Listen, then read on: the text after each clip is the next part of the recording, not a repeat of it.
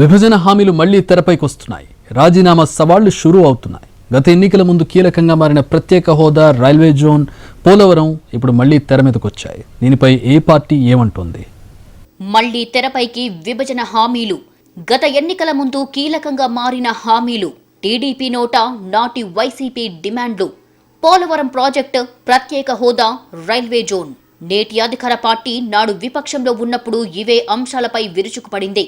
నాటి అధికార పార్టీ ఇప్పుడు విపక్షంలో ఉండి వాటినే లేవనెత్తుతోంది. ఇక నెరవేర్చాల్సిందే అని విభజన సమయంలో గట్టిగా చెప్పిన బీజేపీ ఆ పార్టీ అధికారంలోకి వచ్చిన తర్వాత మాట మార్చేసింది. ఏపీకి విభజన హామీల విషయంలో అన్యాయం జరుగుతూనే ఉంది. కేంద్రం తాను ఇచ్చిన హామీలపై తానే మొండి చేయి చూపుతోంది. రాష్ట్ర విభజన సమయంలో తాము అధికారంలోకి రాగానే ప్రత్యేక హోదా ఇస్తామని బీజేపీ చాలా గట్టిగా హామీ ఇచ్చింది.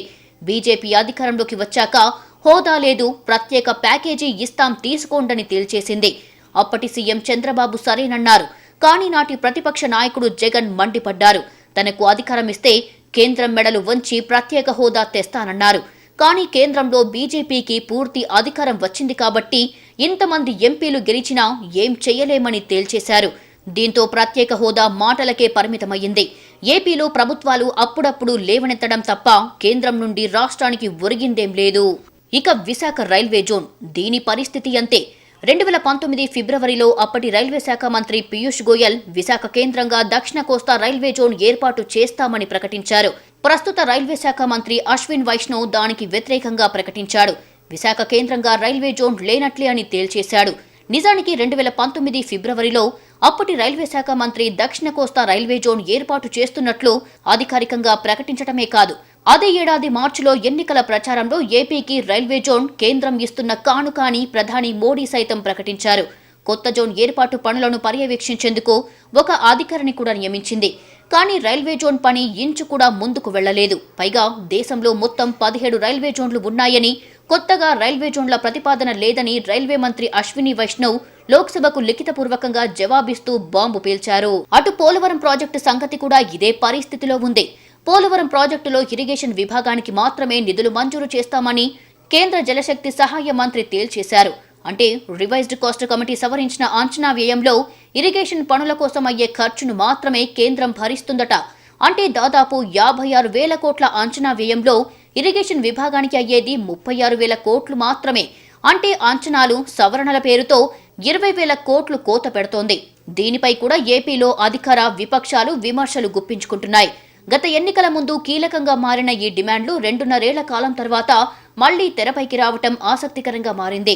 అటు కేంద్రం మొండి చేయి చూపటం, ఇటు రాష్ట్రంలో అధికార, విపక్షాలు ఎదుటి పక్షాన్ని విమర్శించటానికి ఆయుధాలుగా వాడుకోవటం తప్ప రాష్ట్రానికి ఒరుగుతున్నదేం లేదనే కామెంట్స్ వినిపిస్తున్నాయి. గతంలో రాజీనామాలు ఎందుకన్న పార్టీ ఇప్పుడు సవాల్ విసురుతోంది. అన్నీ చేస్తామన్న కేంద్రం మొండి చేయి చూపింది.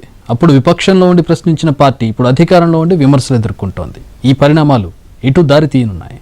గత ఎన్నికల ముందు విభజన హామీలు తెరమీదికి వచ్చాయి. ప్రత్యేక హోదా ఇవ్వలేదంటూ చంద్రబాబు బీజేపీతో భాగస్వామ్యాన్ని కూడా తెంచుకున్నారు. టీడీపీ ఎంపీలు మంత్రి పదవులకు రాజీనామా చేశారు. ఇదంతా గత ఎన్నికలకు 2.5 ఏళ్ల ముందే జరిగింది. అప్పుడే వైసీపీ ఎంపీలు కూడా రాజీనామా చేశారు. అంతేకాదు 3 రోజులు నిరాహార దీక్ష చేశారు. విభజన హామీల పోరాటంలో ఎవరికి వారు హైలైట్ అవ్వటానికి ట్రై చేశారు. ఇదంతా గత ఎన్నికల ముందు సంగతి. వీటిలో ఒక్క హామీ నెరవేరకుండానే బాబు మాజీ అయ్యారు, జగన్ సీఎం అయ్యారు.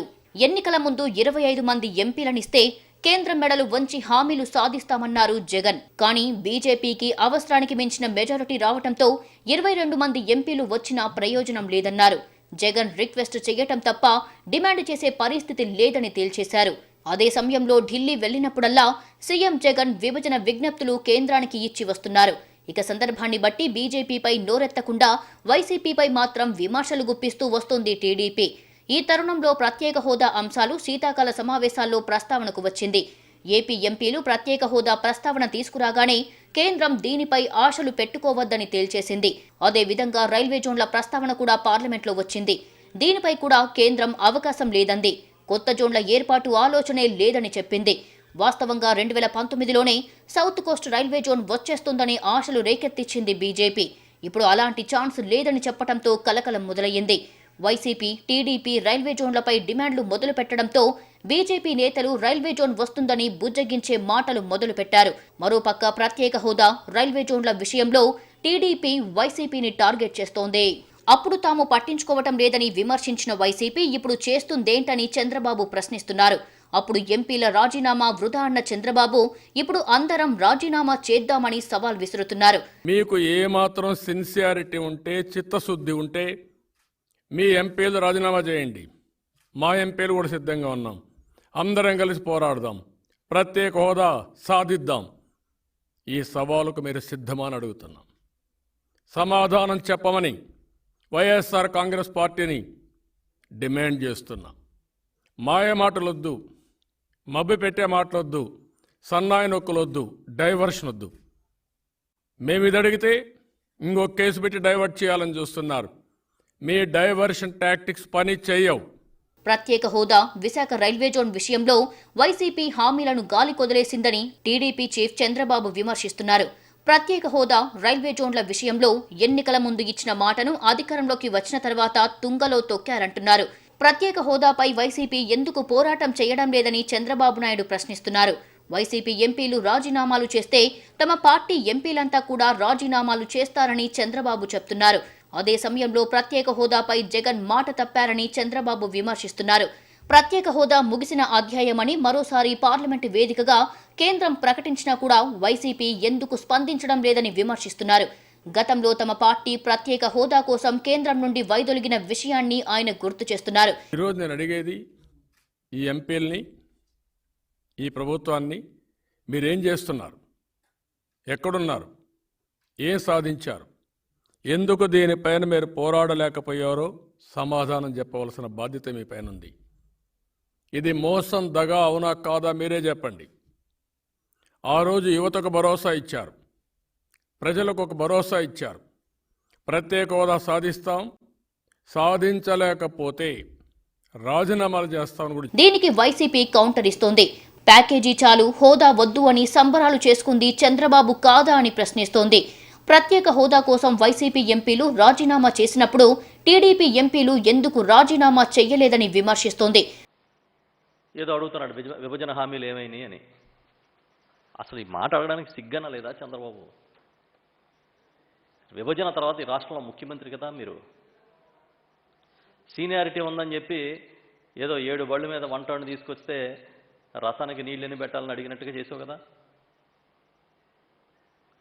నువ్వే కదా ముఖ్యమంత్రి. ఎవడు చేశాడు 5 ఏళ్ళు విభజన తర్వాత? అప్పుడు మరి మనం ఏం చేసాం, ఏం సాధించాము? ఈ రాష్ట్రానికి ఒక విభజన హామీలో ఒక్కటి, ఇదిగో ఈ విభజన హామీలు ఇది నేను సాధించానని చెప్పగలిగే దమ్ముందా? పైగా ప్యాకేజీలు చాలు, మాకు ప్రత్యేక హోదా వద్దని పండగ చేసుకోలే నువ్వు. పోలవరం ప్రాజెక్టు కాంట్రాక్ట్ ఇస్తే చాలు, మాకు ఇంకేం వద్దని కాళ్ళు మొక్కలేదా ఈ ప్రభుత్వం? మరోవైపు పోలవరానికి సంబంధించి అంచనాలు 55,000 కోట్లు ఇవ్వాలని ఏపీ సర్కార్ అడుగుతోంది. ఇది తేలని అంశంగానే మారింది. నాడు ప్రతిపక్షంలో ఉన్న వైసీపీ చంద్రబాబు నాయుడు అంచనాలు పెంచుకుంటున్నారని విమర్శలు గుప్పించింది. ఇప్పుడు మీరెలా పెంచిన అంచనాలను అడుగుతున్నారని బీజేపీ అంటోంది. ఇటు ఏపీ బీజేపీ రాష్ట్రానికి అన్నీ చేస్తున్నామని, ప్రత్యేక హోదా చంద్రబాబు వద్దన్నారని, ప్రత్యేక ప్యాకేజీ చాలన్నారని చెప్పుకుంటుంది. వైసీపీ కూడా ఇదే వాదనలతో టీడీపీనే విమర్శిస్తుంది. అప్పుడు అధికారంలో ఉన్న టీడీపీని వైసీపీ టార్గెట్ చేసినట్టే ఇప్పుడు అధికారంలో ఉన్న వైసీపీని టీడీపీ అవే డిమాండ్లతో టార్గెట్ చేస్తోంది. అంటే డిమాండ్లు ఒక్కటే, పార్టీలే మారాయి. ఏపీకి విభజన హామీల్లో ఉన్న విద్యా సంస్థలు కొన్ని వచ్చాయి. అయితే హామీల్లో కీలకమైన ప్రత్యేక హోదా, పోలవరం, రైల్వే జోన్ల విషయంలో మాత్రం ఒక్క అడుగు కూడా పడలేదు. వీటి గురించే ఇప్పుడు మళ్లీ రాజకీయం మొదలయ్యింది. చంద్రబాబు వైసీపీని టార్గెట్ చేసి మాట్లాడితే వైసీపీ ఈ తప్పులు గతంలో టీడీపీ చేసినవే అని ఎదురుదాడి చేస్తోంది. దీంతో సవాళ్లు, ప్రతి సవాళ్లు మొదలయ్యాయి. వీటికి చంద్రబాబు తెరతీస్తే వైసీపీ కూడా ఇందులో భాగమయ్యింది. ఎన్నికలు పూర్తయి 2.5 ఏళ్లు దాటింది. వచ్చే ఎన్నికలే లక్ష్యంగా అధికార వైసీపీ, విపక్ష టీడీపీ విభజన హామీలను మళ్లీ తెరమీదికి తెస్తున్నాయి.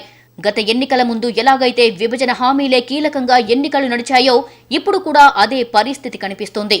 ఒకే డిమాండ్లను టీడీపీ, వైసీపీలు అధికార పక్షంలో ఉన్నప్పుడు ఒకలా, విపక్షంలో ఉన్నప్పుడు మరోలా వాదిస్తున్న పరిస్థితి కనిపిస్తోంది. ఈ పరిణామాలు ఎటు దారి తీస్తాయో చూడాలి.